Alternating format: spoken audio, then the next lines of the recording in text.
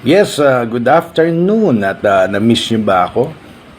Maraming nag-message bakit wala akong live. Kasi nga po nung Sabado, ang dami natin na nakalaban sa PK. Yan po yung combat na laro dyan dito sa TikTok. Naubos yung aking boses. Ito pagaling pa lang. 2 araw na akong nanonood ng mga headlines at maraming headline ng showbiz tsaka politika. Actually, politika tsaka showbiz sinabay na. Ay natatawa ako dahil mainit na mainit ngayon na kung sino ba daw tong senador na tinuturo ng Viva Viva ano bang tawag doon? Hot babe ba tawag doon? Viva hot babe na or Viva ano yun? May tawag dun eh. Basta Viva artist siya. At yun nga, at kalat na kalat ngayon. At isa daw politiko na nagbibigay ng tip pa lang, tip na 250,000 pesos at 300,000 pesos. Kumbaga kung anong meron. Pero hindi bababa sa 250 at hindi rin tataas sa 300. Panlaki nun. So wala pa daw nangyayari. Di magkano yun? Mga 500,000 siguro. Pero yun nga, natatawa ako dahil wala naman siyang pinangalanan na letra lang. Mahirap nga hulaan eh. Hirap hulaan ng mga letrang binigay eh. Pero nga, may isang senador naman, may kapatid na sumagot. Hindi ko alam bakit sumagot siya. Parang na-guilty tuloy. Ang sabi ay buti na daw ng bababae kasi naman daw ng lalalaki. Alam mo, hindi ko na maintindihan ang ang mundo natin dito sa Pilipinas. Si DTI Secretary, talagang pinagpipilitan 500. Pwede naman kasing hindi na sabihin na kasya yung 500. Sabihin na lang magtipid at Merry Christmas, di ba? Ganun lang. Para wala nang na nananakit pa ng damdamin ng mga ng mga naghihirap eh. Ngayon balik tayo dun sa Viva Babe, Viva Hot Babe. Hot Babe ba tawag? Parang iba ang tawag. Ano bang tawag ngayon sa Viva Max, yan, Viva Max. Viva Max Babe, yan. Ayun nga, at nung isang araw ko pa napanood yun hindi ko naman alam na kakagatin ng tao. Kaya kagat na kagat ngayon, grabe. Pinapangalanan na nga kung sino-sinong pinapangalanan. Manood lang muna tayo at enjoy natin at talagang Pero yun nga, natatawa ako dahil may isang kapatid ng isang senador nagsabi, buti na ng bababae kasi ng lalaki. Parang mali naman yun. Parang kinukonsinti mo yung kung totoo yun parang kinukonsinti mo naman hindi naman maganda yun. Anyway, marami pong masarap manood ngayon ng social media kasi maraming mga bago. Maraming bago. Tsaka may init ang ulo ng mga tao. May init ang ulo ng mga tao kaya dapat maligo. Mag-powder katulad ko, powder. At relax and enjoy the chismis. Kaya mamaya baka mag-live po tayo. Mukhang medyo mas maganda na yung boses ko ngayon. Pero minsan umuubo pa rin ako, may dumidikit.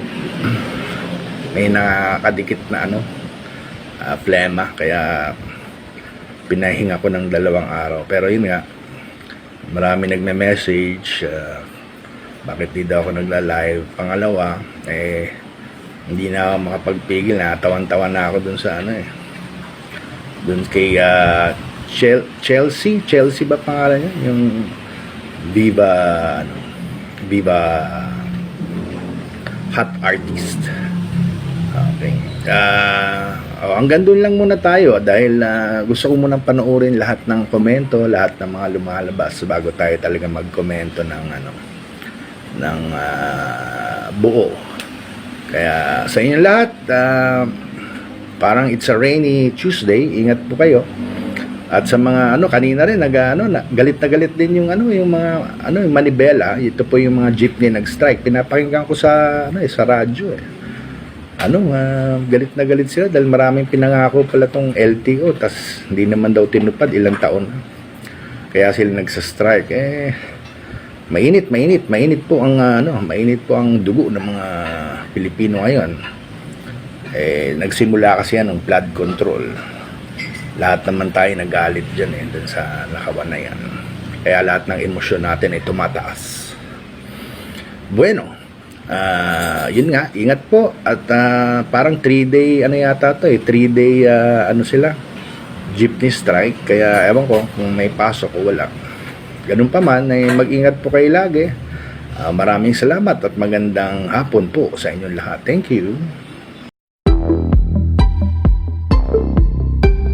Usap-usapan ngayon sa social media ang interview ng Viva Max star na si Chelsea Elori sa podcast ng content creator na si Tio Bri, kung saan ibinunyag niya na minsan na umano siyang nakatanggap ng indecent proposals mula sa mga politician.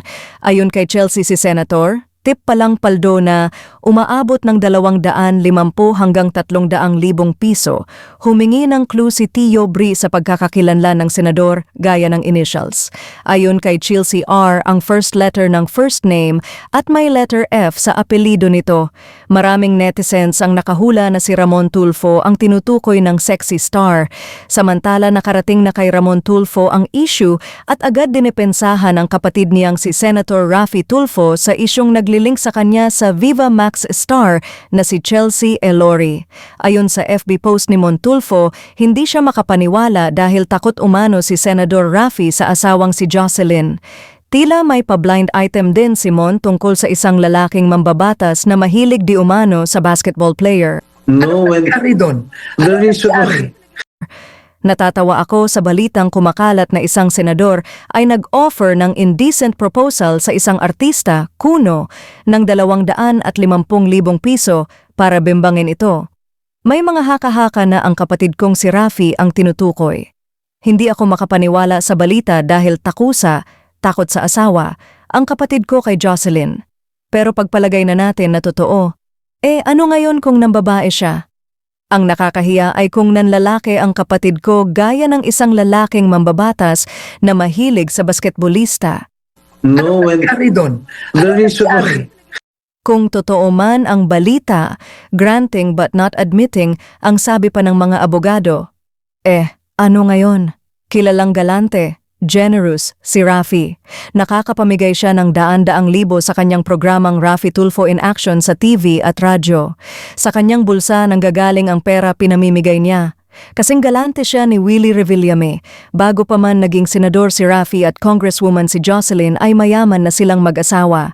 In fact, ang kanilang combined statements of assets, liabilities, and net worth SALN ay 1 bilyon. Ikumpara mo ang kanilang SALN na 1 bilyon sa mga SALN ng ibang mga politiko na maliit na halaga ang dineklara. Don't you appreciate their honesty? Kung ako pa ang napabalita na nag-offer ng indecent proposal, kapani-paniwala pa. Sa edad kong ito ay tumitigas pa rin at humahanap si Manoy ng masasabong, hehehe. Pero, kung ako yung may pera gaya ni Raffy, ay Miss Philippines material ang pipiliin ko gaya ng mga litrato sa ibaba.